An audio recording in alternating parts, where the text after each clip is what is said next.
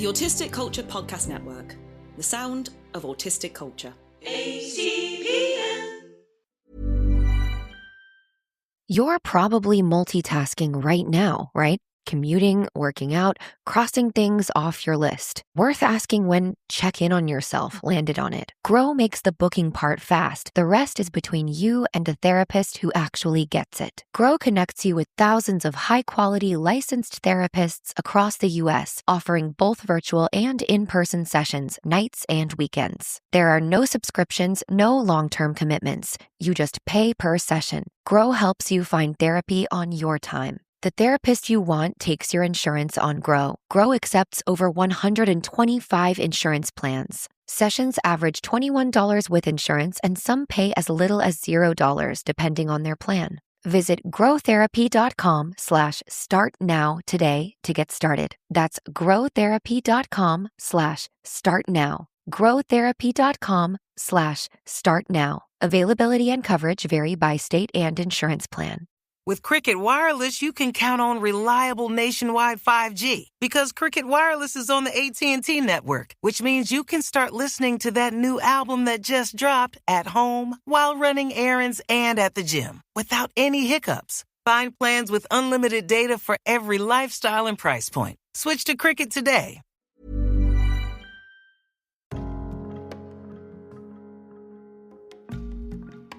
Welcome back to Mindful Mondays. I'm your host, Ashley Dupuy, and some of you will know me as Ashley Bentley. I've recently changed back to my maiden name, and I'll share more about that another time, but for now, just know you're in the right place. Same podcast, same me. This is your weekly space to slow down, soften the edges, and meet your inner world with curiosity and care, right here on the Neurodivergent Experience podcast. So whether you're autistic, ADHD, highly sensitive, or simply curious about consciousness and change, you are very welcome here. And last week, we explored resilience, getting comfortable being uncomfortable, and learning how to bounce back in a way that honors your nervous system. And today we're going a layer deeper into the mind side of that. How we frame our experiences and how embracing a growth mindset can gently change our state, our story, and the strategies we reach for. So you might remember back in episode 3, we talked about the shoulds and the have-tos and how shifting them into I get to can completely change how a moment feels. And today is like the long-form version of that idea. And as always, if you'd like to take this work further in practice, you can find my courses, yoga nidras, bedtime stories, and meditations over on Insight Timer. They're all designed to support sensitive and neurodivergent nervous systems to feel a little more held. So let's start with the raw material here. Thoughts. Thoughts often feel like they are happening to us. A running commentary popping up out of nowhere. You're behind. You should be further along. You'll never get this. And if you are neurodivergent, this internal commentary can be very loud and very persistent, especially if you've spent years masking, being misunderstood, or feeling out of step with the world around you. Now, science still doesn't fully understand how thoughts arise or where exactly they come from. Some of the greatest minds in neuroscience will happily tell you this is still a mystery. But we do know two crucial things. You are not your thoughts, and you can change your relationship to them. So one of my favorite questions here is, can I look at my thoughts rather than through them? When you look through a thought, like I'm useless, the world appears tinted with that belief. Everything you see becomes evidence for it. But when you look at that thought, almost like a cloud passing through the sky of your awareness, you create a little bit of space. And in that space, you can remember, thoughts are not facts. They are mental events.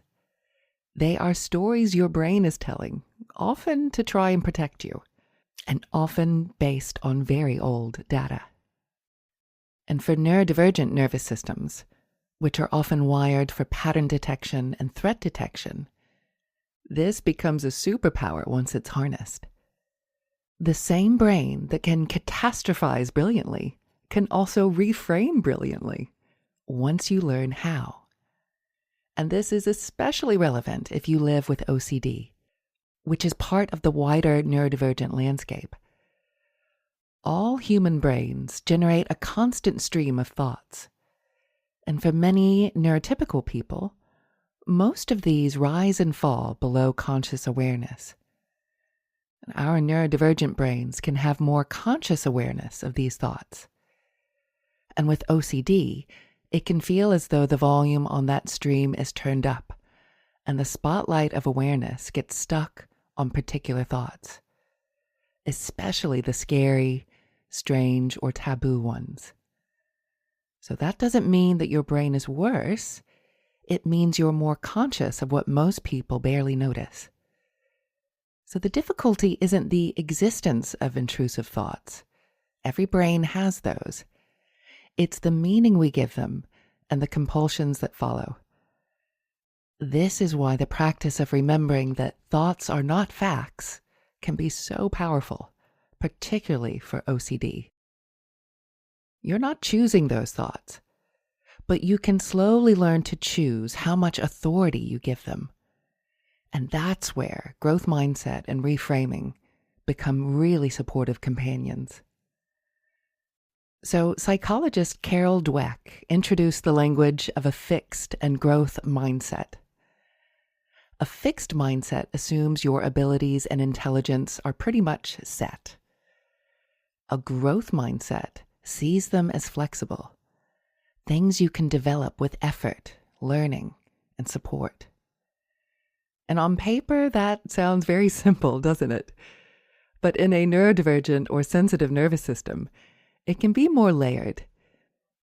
Many of us have had repeated experiences of struggle in work, school, relationships that taught us, I'm not good at X. I can't do Y. I always fail at Z. That's not just a belief.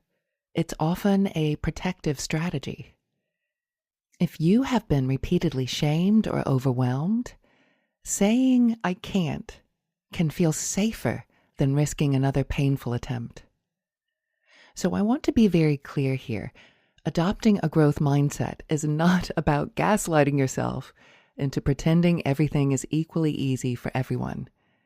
It's about gently shifting from I'm broken and I'll never change to I have a unique brain and body, and within that reality, there are still ways to grow, adapt, and support myself. So a growth mindset in this context might sound like, learning is harder for me in noisy environments, but I can find ways that work for my brain.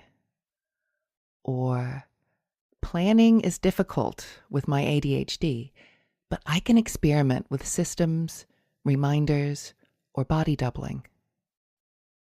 Or, my sensory overwhelm is real, and I can still grow my capacity to meet it with more tools and support over time. So at its heart, a growth mindset is about seeing challenges as opportunities to learn, not proof that you're failing. It's about valuing practice over perfection. And for your nervous system, this shift is profound. Instead of every hard thing feeling like a verdict on your worth, it becomes a field for experimentation. So a growth mindset and reframing are deeply connected. You can't really have one without the other. Reframing is the practice of changing how you interpret a situation, not in a fake, toxic positivity way, but in a way that is more truthful and more helpful. It's about asking, is there another story I could tell about this moment that leaves me feeling more resourced and less trapped? So a few everyday neurodivergent friendly examples could be, let's say you miss a deadline because your executive function has crashed. An old frame might be, I'm hopeless and unreliable.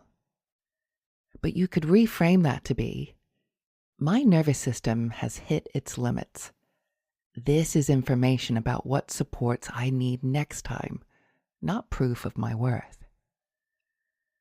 Another example could be you leave a social event early because your sensory system is fried. The old frame might be, I'm so antisocial. Everyone must think I'm rude. The reframe could be, I honored my capacity. That's actually an act of self-respect and nervous system care. Or another example could be that maybe you struggle to start a new habit. The old frame on that might be, I clearly don't have what it takes. Or you could reframe it to be, my brain finds initiation hard. Tiny flexible steps will probably work better than big rigid ones. And notice how in all of these examples, the facts don't change. What changes is the meaning, and meaning is what your nervous system responds to most. And back in episode 3, we played with shifting I have to into I get to. I have to do my admin becomes I get to support my future self by doing this now. I have to rest can become I get to give my nervous system what it genuinely needs. Now, these may sound small, but your body hears those words. It feels the difference between obligation and choice. And if you've listened to episodes 12 and 20, where we explored the stories and the narratives we live inside, you'll probably hear the echoes here. Reframing and a growth mindset are two of the most powerful tools we have for actually shifting those stories. Not just intellectually, but in a way that your nervous system can feel. Each small reframe is like editing a single line in the script of your life. And over time, that script becomes more truthful, more spacious, and more on your side. So this is where mindset stops being fluffy and becomes very practical for your state. In episode 9, we talked about the nervous system ladder, the polyvagal ladder, the parasympathetic green regulated section at the top, and then moving down the ladder into the middle yellow sympathetic section, where there's fight, flight, and fawn. And then finally moving down to the bottom of the ladder into the red zone, the freeze or shutdown section. And framing and mindset about what's happening in any given moment can nudge you up or down that ladder.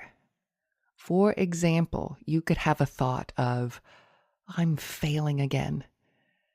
The emotion around that thought is shame and fear. How you experience it in the body might be a tight chest, shallow breathing, heart racing. And the likely state that you're in would be yellow or red, activation or shutdown. Now, if you reframe that thought to be, I'm learning what doesn't work for me, that's still data. So the emotion around that is curiosity, maybe a bit of disappointment, but less shame.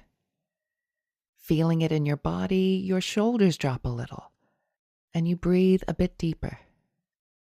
So the likely state that you're in will be closer to green, closer to presence and connection. The external situation might be identical, but your inner narration has changed, and your physiology follows. And William James captured this beautifully when he said, most people live, whether physically, intellectually, or morally, in a very restricted circle of their potential being. Great emergencies and crises show us how much greater our vital resources are than we had supposed. Neurodivergent or not, we often live in a tiny circle of what's actually possible for us. When we consciously shift our mindset, we're not pretending everything is easy. We're stepping closer to that wider circle of our potential. And Hugh Mackay takes it further by challenging the cultural obsession with happiness. He says, wholeness is what we ought to be striving for. And part of that is sadness, disappointment, frustration, failure. I'd like just for a year to have a moratorium on the word happiness and to replace it with the word wholeness. Ask yourself, is this contributing to my wholeness? And if you're having a bad day, it is. And that's a profound reframe. Instead of, how do I get back to happy? The question becomes, how do I become more whole? And from a neurodivergent perspective, this is such a relief. Your hard days don't disqualify you from a meaningful life. They are part of the curriculum. So let's ground this in a few more human stories. Singer Tina Turner reflected on a life that included immense trauma and wrote about how her hardships gave her a mission. She said, "After I began practicing Buddhism, I realized that my hardships could give me a mission, a purpose. I saw that by overcoming my obstacles, I could build indestructible happiness and inspire others to do the same. Everything that came my way, both the highs and the lows, became an opportunity for self-improvement and for sparking hope in others." So she's not saying that the abuse was okay. She's saying, I refuse to let this be meaningless. I will alchemize it. And that's growth mindset at an existential level. And comedian Joan Rivers, in her very direct way, puts it like this. She said, "Listen, I wish I could tell you it gets better, but it doesn't get better. You get better. The external world may always be messy and biased and unpredictable, and our nervous systems may always be a bit quirky, a bit tender, a bit extra. But we can grow in how we meet all of that." And author Kurt Vonnegut shares a story about being a teenager and listing all the things that he did: theater, choir, violin, piano, art classes, and then dismissing them by saying, "I'm not any good at any of them." And the archaeologist that he was speaking to then said to him, "I don't think being good at things is the point of doing them. You've got all of these wonderful experiences with different skills, and that all teaches you things and makes you an interesting person, no matter how well you do them." And for so many neurodivergent people raised in achievement-focused environments, this really hits home. And you may have internalized the idea that something is only worth it if you can win at it. And a growth mindset says, the process is what shapes you. The joy, the attempt, the curiosity, those are enough. And because episode 23 feels like the perfect moment for this, let's talk about basketball great Michael Jordan, who wore jersey number 23 and who's been very open about his neurodivergence. He said, "I have missed more than 9,000 shots in my career. I have lost almost 300 games. 26 times, I've been trusted to take the game-winning shot and missed. I've failed over and over and over again in my life, and that is why I succeed." Notice the reframe. Same facts, completely different meaning. Instead of, "I've failed a lot, therefore I'm a failure," it becomes, "I failed a lot, therefore I learned. Therefore, I grew. And for neurodivergent brains that often feel like we're failing at the neurotypical game, this is pure gold. It's growth mindset in action. Okay, so how do we actually apply this without turning it into another perfection project? Here are a few gentle invitations. First off, catch the fixed mindset sentence. Be on the lookout and listen for phrases like, I'm just not the kind of person who, or I'll never, or what's the point? You don't have to fight them, just notice them as old scripts. And start seeing if you can add in the word yet, or the words I'm learning to. And we discussed these back in episode 20. I can't do that yet.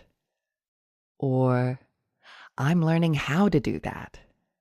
Tiny change, huge nervous system difference. Also, ask the wholeness question. Instead of, is this making me happy? You could try, is this contributing to my wholeness? And if you're having a hard day, but you're being honest and setting boundaries or resting, that's wholeness. Remember your circle of control. And we went deep into this in episode 15, so I won't reteach it here. But mindset and reframing sit firmly inside that circle.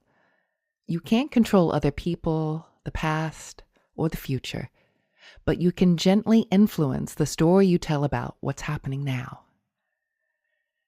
And start practicing tiny reframes. Not, my whole life is secretly amazing, but little shifts like, this is hard can turn into, this is hard and I'm learning something. Or I messed up can turn into, I messed up and I can repair or adjust. Or even I'm behind can turn into, I'm on my timeline, not theirs. Over time, these little reframes become part of your default wiring. You're teaching your brain that challenge does not automatically equal catastrophe. So let's move into a guided practice to help you feel what reframing and growth mindset can be like from the inside. And if you are currently driving or operating heavy machinery, please ensure to pause the recording now until you can safely come back into stillness. And just find a comfortable position, either seated or lying down, ensuring you are nice and warm and cozy and fully supported. And just let your body be as comfortable as it can reasonably be right now. And whenever you're ready, gently close your eyes. And let's take a slow breath in through the nose. And a long, easy breath out through the mouth.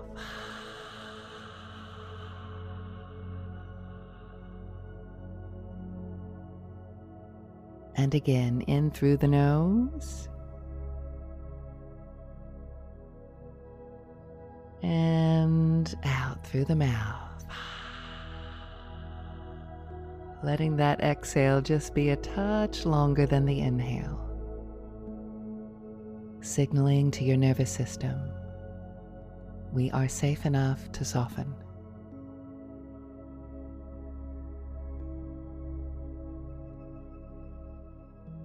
Good, that's right. And can you now just imagine, only imagine now, standing in front of a building. And from the outside, it looks a little like a cross between an art gallery and a library. Big windows, warm light spilling out onto the pavement, This is the gallery of your life. And when you're ready, step inside. And the space is quiet and soft. And the air feels calm. And on the walls are framed images, moments from your life. Some are big, some are small. Some you're proud of, and some you'd rather forget.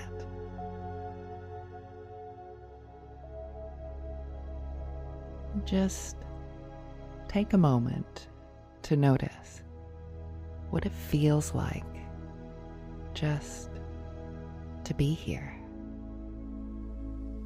in this gallery of you.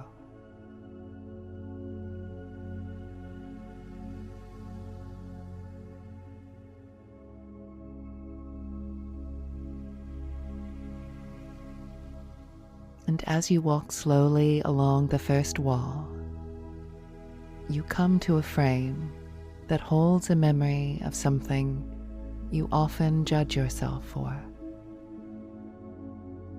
It might be a meltdown, a missed deadline, a relationship that ended, a time you felt you failed or were too much. Just let your intuition choose.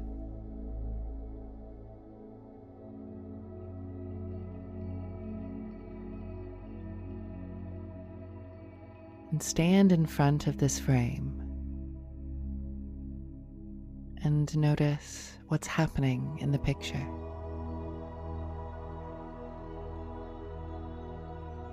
You might see your younger self or last week you.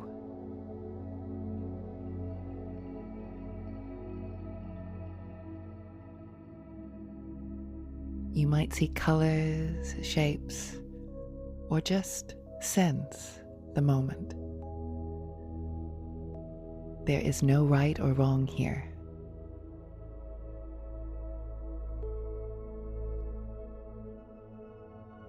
And as you look, notice what thoughts arise. What a mess. I should have known better. I always do this. This is the old frame, the fixed mindset story. And now gently imagine that beneath the image, there's a little plaque, like in a museum, with some words on it. Right now, maybe it says something like failure or embarrassment or proof that I can't handle life. And take a breath. And imagine you're holding a small golden pen. And with as much kindness as you can muster, you're going to edit the plaque. You're not erasing what happened. You are updating its meaning.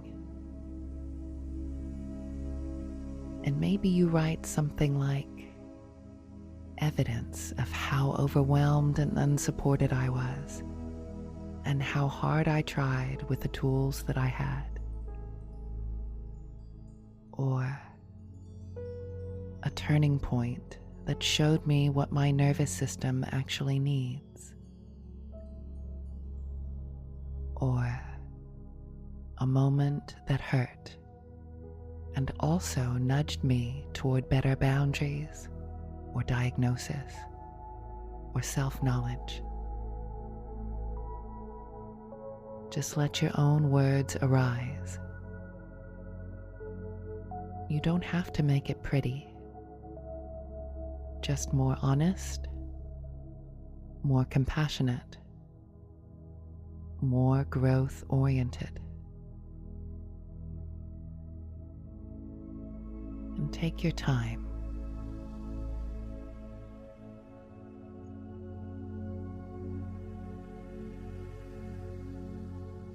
And when you're ready, step back and read the new plaque to yourself.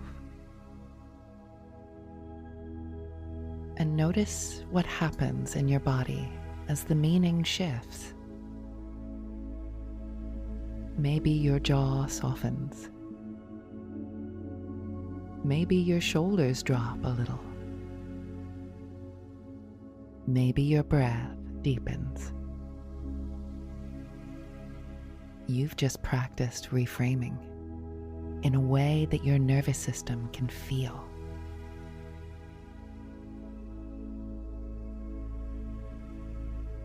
And now, slowly move along to another frame. This one shows you doing something you enjoy, regardless of how good you are at it. Drawing, gaming, singing, hyper-focusing on a special interest, trying a new hobby. And just see yourself in the act of doing, not performing, just absorbed. And underneath, there's another plaque that might have read, pointless, or a waste of time, or not good enough to count. And again, pick up your golden pen, and drawing on Kurt Vonnegut's archaeologist friend, you might write something like, evidence of a rich, interesting life, full of varied experiences. Or a moment where I let myself play, not to win, but to live. Or proof that I am more than achievement. I am a full human being. Let your own reframe emerge.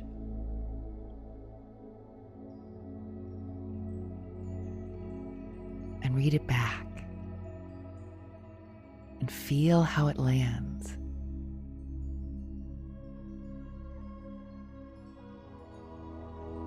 Good, that's right. And now, for a moment, imagine the entire gallery. All the frames that currently have harsh labels under them. All the moments you've secretly used as proof that you're failing at life. And see them gently glowing with a soft light, as if each one is being updated, one plaque at a time. Not into fake positivity, but into truthful kindness.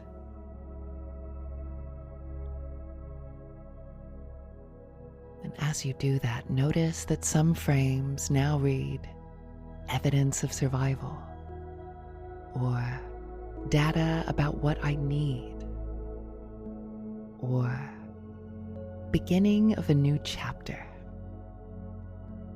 or proof that I keep going. And breathe that in. And notice now how it feels to imagine your life narrated in this way. And in the center of this gallery, you notice a small table with a blank card on it. And on the card is a simple prompt. In the story of my life, I am learning to see myself as someone who... ...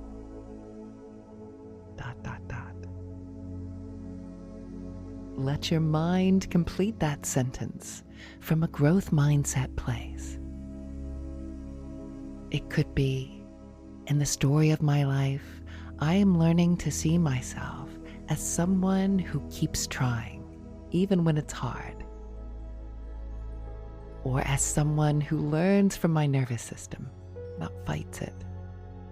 Or is allowed to be sensitive and still strong. Or is writing a kinder story, one page at a time. Choose your own words.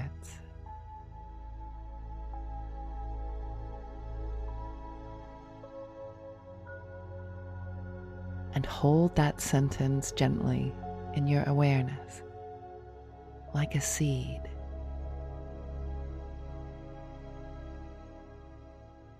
And we'll turn it into a tiny affirmation now, something your brain can come back to.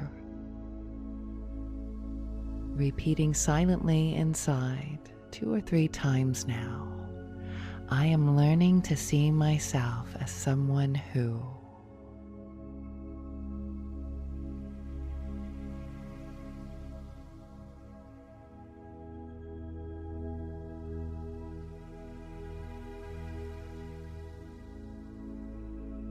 And really let these words soak in, not as a demand, but as an invitation.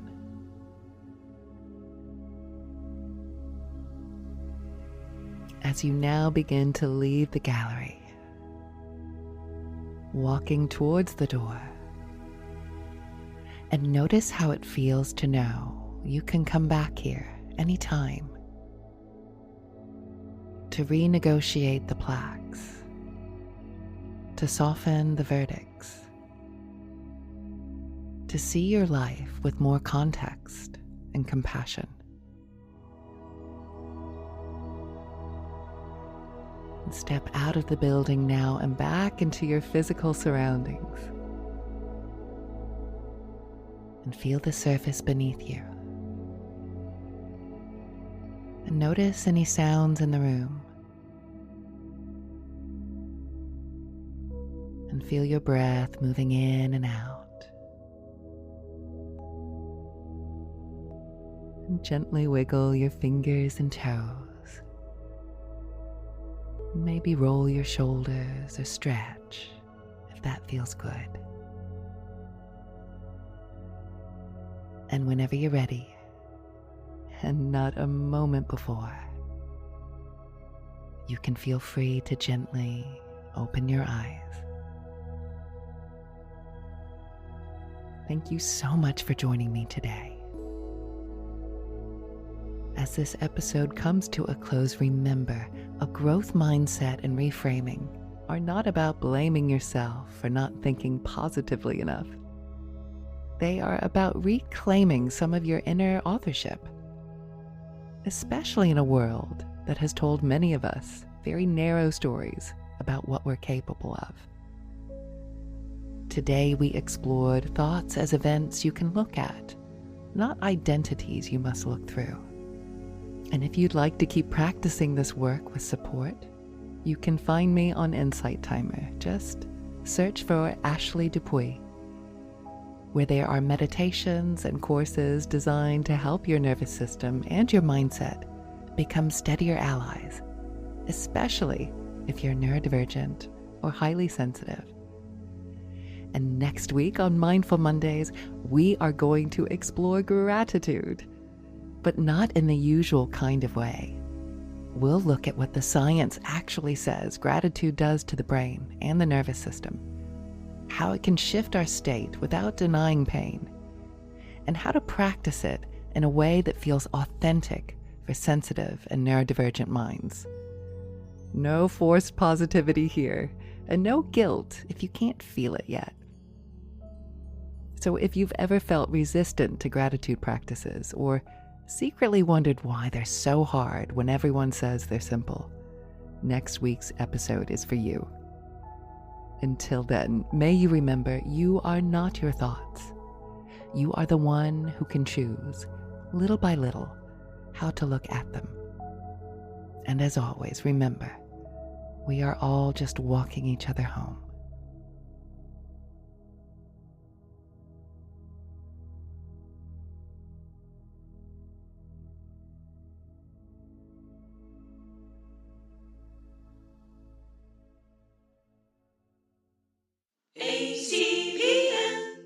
Thanks for listening.